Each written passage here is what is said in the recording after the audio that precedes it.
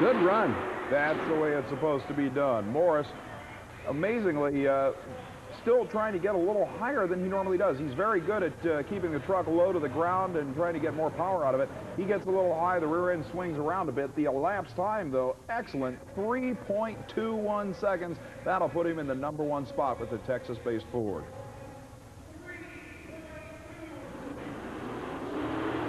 All right, this is the Predator, Alan Pizzo, doing the driving, and he takes it over real easily. Well, the elapsed time, believe it or not, is still good enough for the #2 spot at 4.91 seconds. And Pizzo is one that we have seen on previous ESPN shows really drive to the wall. He is not afraid to hurt equipment. But again, there seems to be a problem, Jerry, with the first car in that far lane. Most of the trucks we've seen have been getting a little crossed up when they hit it. That's true. Well, that will conclude monster truck qualifying, and surprisingly enough, the #1 points man is dead last in the field, but we've got a lot more wild action coming your way from Cincinnati as the super modified mud racers anxiously head for what they believe may be one of the quickest and fastest mud courses in U.S. Hobbit Association history. The super modified mud racers coming up. Stay with us. Required distance, look at this slow motion replay of a launch, just skimming the surface exactly the way it's supposed to be.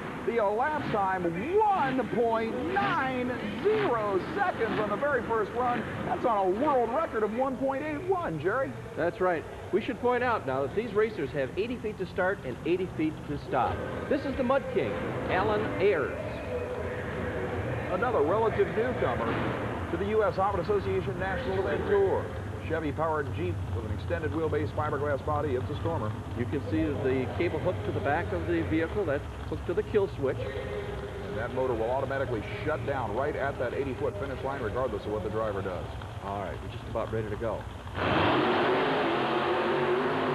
Another great run. Can he stop? He gets it stopped. Hard on the brakes in the sandy shutdown area.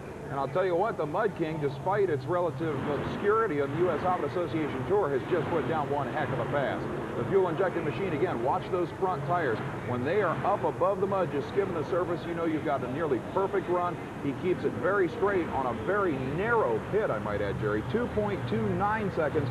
Remember, we're qualifying the 4 quickest machines to return for the overall championship battle. Oh, look at this one. Just passing through. Rick Brickeye. A beautiful machine. Rick was last seen at our Tulsa event on ESPN with his fuel-injected Chevy-powered Jeep funny car.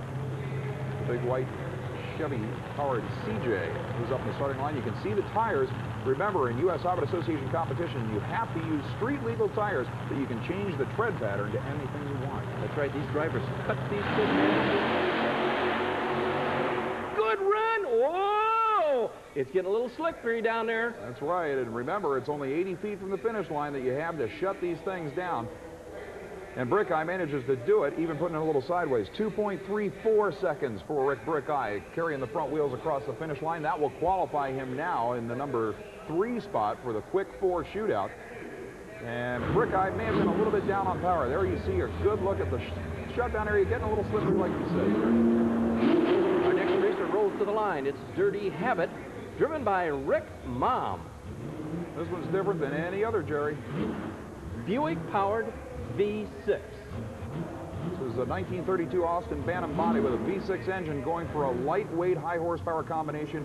This machine weighs about 350 pounds less than any other here. That V6 can still put out about 500 horsepower. Oh, a distinctive sound. No question about it. That may be a sound you hear a lot more in U.S. Hobbit Association mud racing. And that's a picture-perfect run. The lightweight kept the machine up above the pit, and your machine is still clean at the end of the run. You know you've made a good pass. Look at this thing, just skimming the surface. The elapsed time, 2.70 seconds, will get Rick Mom into the Quick 4 on the bump spot, or 4th position right now. But, Jerry, that may be the wave of the future. We definitely want to keep an eye on that one as the weeks roll by. Coming up next, Blue Max, Melvin Brown. We've seen Melvin run a number of times. Homemade body. One of the first men under 2 seconds flat in this sport on an 80-foot pit, and this is his hometown crowd. He's got 2 machines in competition. It's a screamer. Let's watch him now. Melvin Brown.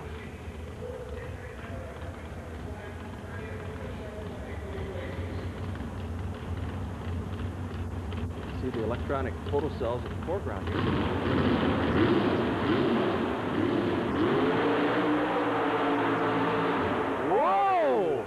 almost out of bounds. We'll have to look at the replay to see if he went out of bounds. Melvin Brown thinks he did. Remember, not only do you have to stop it within 80 feet after the finish line, you've also got to stay away from those outer boundaries on each side of the lane, and this is a narrow course. There you see him hooked to the outer boundary, trying to keep it straight. No, he takes down the finish line poles, and Melvin Brown wastes an excellent run in the Blue Max. A tough, tough break. Well, they're putting the finish line back in place, and we'll be ready to run here in a second. But that's the way it goes. I think he was trying to avoid one of the ruts in the mud there. He turned it hard to the left, and he just couldn't recover. He did everything he could. But here's one of the old men of mud racing from right here in Cincinnati. This is Chuck Stone and the Razzmatazz Jeep. Now, Chuck runs this as an off-roader, a hill climber, and a mud racer. It is a big, heavy, heavy vehicle. We're talking about 3,000 pounds. Good run! And I think he went out of bounds. Boy, if he did, it was just at the finish line. Stone steers the thing away from the finish line markers and almost puts her down on the plastic on the floor under power. Well, here's the replay. See what happens. It hooks this time to the driver's right. There you see it go out of bounds. That's enough right there. And then it takes down the other finish line pole at 2.31 seconds. It would have been good enough to get in the field, but Rick Mom's V6 stays number 4 at 2.70 seconds because of that DQ. We just saw Melvin Brown in the Blue Max, Jerry. Here's his other ride. That's right. This one is called the Red Heat. Rear-engine dragster. We should point out that this machine took Melvin Brown to the winner's circle at this event last year. This is getting to be one of the wildest events we've had all season.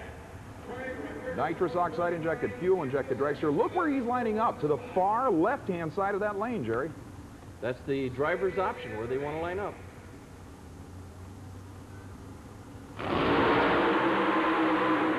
Wow! And he stops it in time. Look at Melvin shaking his head after that one. Jerry, I want to tell you, that looked almost as quick as Jim Weber's 1.81 second world record set almost 10 months ago. Look at this, lined up to the far left-hand side of the lane. It leaves the starting line and heads right. He has to correct, then it comes around too hard. He's almost out of bounds, sideways at the finish line. Look at the elapsed time, 1.85 seconds. That'll get him in with one of the quickest runs we've ever seen. And he stopped it so quick. Well, we've still got a lot of super modified mud racing to go, including a run by this man, the old pro himself, Clay Langley. Stay with us.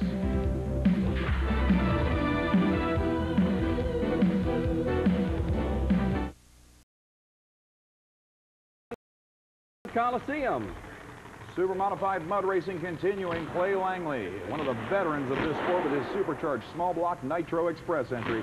He's got to go 2.33 seconds to qualify for the quick 4 for the showdown. This is a fast running machine. Let's watch him now.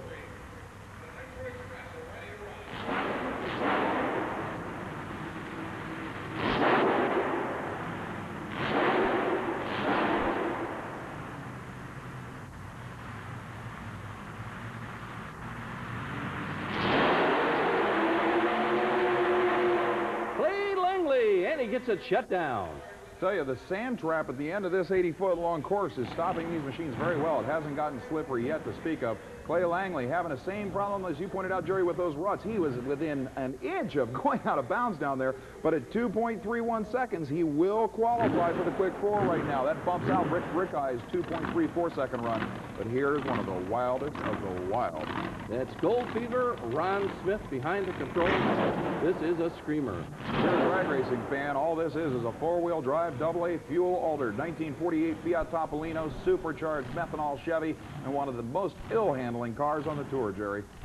That's for sure. We have seen this machine just about do everything down the track. But a good driver, Ron Smith.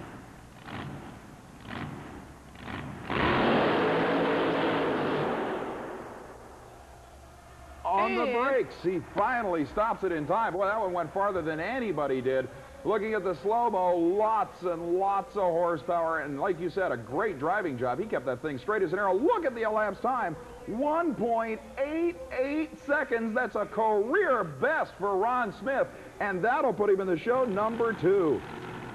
All right, coming up next is the Wild Thing, Ken Crum, rear-engine dragster. This is a wild piece, and Crum has used, of all things, a DeSoto Hemi engine in this car for years. This is his first run ever with an all-aluminum Chevrolet. He's got to go quicker than 2.29 seconds to get into the quick 4. Believe it or not, Jerry, that's the last of the 2-second time. This could be one of the quickest fields in history. This is a brand new motor.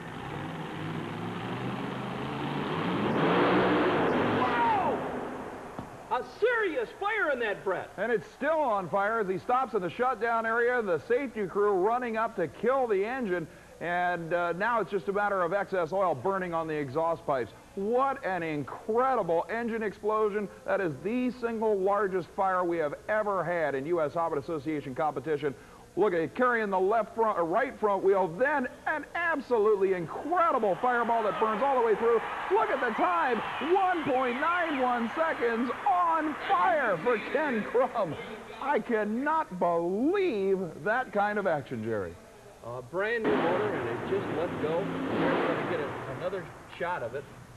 Unbelievable explosion, and the most incredible thing is that the machine stays under power all the way through. I don't know exactly what caused the fire, a blown head gasket, a valve cover gasket. It may have even been an engine explosion. As far as connecting rods are concerned, Crum, hard on the brakes at this point, probably does not realize that the machine is on fire. And you got to remember, that's the first run on that motor, Jerry. Instant T.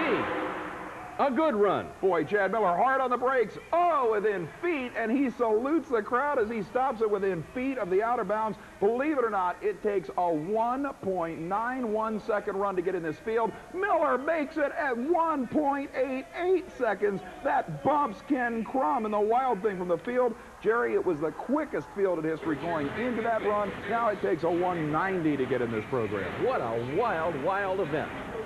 Our next machine rolls to the line. The Bog Bandit out of the state of Iowa. Greg Albers, believe it or not, one of the only supercharged Chrysler-powered machines of this sport. Poised and ready to go.